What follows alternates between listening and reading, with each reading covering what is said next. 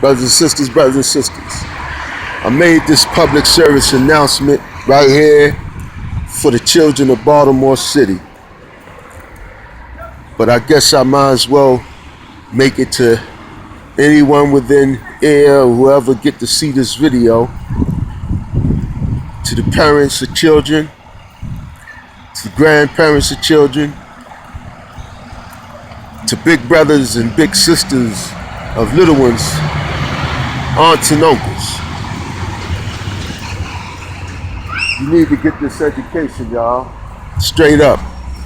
Here in Baltimore, I told you 2 years ago, the mayor closed 24 schools, elementary and middle schools, and she closed 30 rec centers, and now she's just closing 5 more. We hit a 48% dropout rate last year, okay? So they're saying, fuck it. Half the kids ain't going to school. We ain't gonna waste the money keeping these doors open, and the kids ain't learning shit, don't wanna learn shit. All right? So they saying they don't need to keep these school doors open and waste money. And guess what? I got news for you. Since you don't want an education, and a whole lot of y'all want to sit there and popping dummies, we call pills dummies. See, back in the 70s and early 80s, we used to pop pills and shit. You know, Crossroads, Black Beauties, Pink Hearts, all that shit. We used to sniff glue. You know, I come from the ghetto. You know, project shit. We was sniffing glue, popping pills, we call them dummies, popping dummies, Dortons, drinking syrup, Robitussin DM. I'm talking about doing this shit at fucking 9, 10, 11 years old, okay? Getting fucked up as kids, okay? And it seems like we done came full circle with this shit. Especially here in Baltimore. These kids, man, I tell you, you got most high school kids, and I'm not lying, y'all. I see it every day because I'm out here every day. Every day. Coming home from work, they going to school. See? I leave for work at 3:30 in the morning. You understand? And all I do is clean the little, I got a little office and shit that I clean for a lawyer. Contract that I got for myself. I talked and got out for myself a couple years back. Well, it's been about 5 years now, but I used to have 2 buildings. But now I just got 1. And you know, and you could do that kind of shit yourself. You know, if you present yourself right and you know, you could talk right. Shit, these goddamn goals pop out. You heard me? These motherfuckers pop out. I know how to present myself when I need to, and I got suits in my goddamn closet. Believe that shit. I make sure I buy me a suit every year.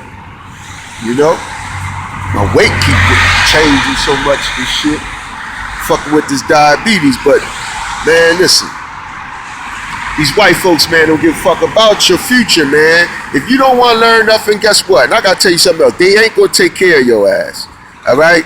The days of taking care of niggas is over with. Alright? You know, they feel as though they paid enough for their slave, for what the fuck they did to you in slavery. They paid enough through entitlement programs, okay? Yeah, so we got out, they claim they freed us out of slavery in 1865. Alright? So it's now 2015. My math ain't that strong like it used to be. Alright, but that's somewhere around 150 years maybe. They paid into the system 150 years, and it seemed like we're about at 150 years exactly from 1865 to 2015. And they saying, that's it, goddamn it, that's it. We ain't giving these niggas nothing else for free. If they ain't competing with us, fuck them. And if they don't want shit, let them die. And if they ain't dying fast enough, we'll give them some goddamn help. You understand that shit? We'll give them some goddamn help. You know? And hey, we'll keep some of you niggas just for slave labor. You know? And they got slave labor. Slavery is now back up and running, live and well. Okay? In most prison institutions near you, right now as I speak, 80% of the prisons in this country are privatized. And if they're privatized, then they're operating a form of slavery. Okay? And guess what? 60% of the prison population is always minority, always black. I'm gonna erase that minority shit. Most prison institutions in this country, no matter what the state demographic looks like, in other words, in let's say in Oklahoma, let's say niggas only make up perhaps 11% of the state population, but in the prison population they make up 65%. Now you got what I'm saying? Which is evidence and tells you that it's targeted shit. It's targeted shit. Because if there was some opportunities where the niggas were living, if the niggas where they was living wasn't in poverty, if there was opportunity there, that prison population wouldn't look like 65%. That 65% is always due to poverty. All right?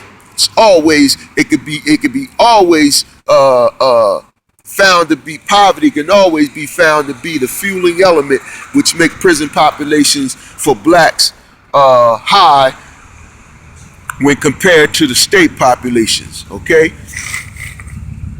And that little example I gave you of Oklahoma, okay, is the goddamn norm for every state in the goddamn union.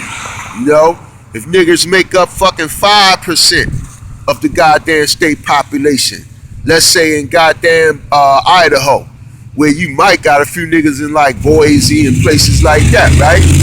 Say niggas only make 5% of the state population. I bet you any amount of money that the prison population, they in that motherfucker at least 50% or more. 50% or more. You understand that shit? This is targeted shit. And you can see from these goddamn police killings and beatings and shit that white people seem to have some serious goddamn animosity towards black people. And we can't really put our finger on the why, okay? But sometimes it ain't necessary to understand the goddamn why. You know, it's not necessarily to always understand the goddamn cause when you could just look at the goddamn effect. You know, it's fucking sobering enough. You know, sometimes you just gotta deal with the effect, even when you don't understand the cause. You know. But they got some new guys. Man, these goddamn new white slavery ain't changed a bit, because these new whites are just as mean and just as goddamn demonic and sadistic as goddamn slave owning whites. You know? They ain't changed, man. So it's some goddamn inherent shit within their goddamn DNA that makes them had this enmity, and maybe it goes all the way back. Maybe it goes all the way back to the Bible, to Genesis, where God instilled that DNA, instilled that in their DNA, where he says, and I will put enmity, I will put hatred, anger, hostility between the woman seed and the serpent seed, and they are the serpent seed. I think you know, anyone who has done any type of study knows the difference between the reptilian brain that they seem to that's dominant, more dominant in them than the passive brain, which is more dominant in us. In fact, if you watch that movie Django, he touched on it without making the comparative analysis of the reptilian part. But he touched on the passiveness of the African brain and the aggressiveness of the reptilian brain of the European. And that shit is some true shit. You know? Sheikh Anta-Diop referred to it as the what did he call it? Not the Iceman inheritance. He called it the two cradle theory, okay?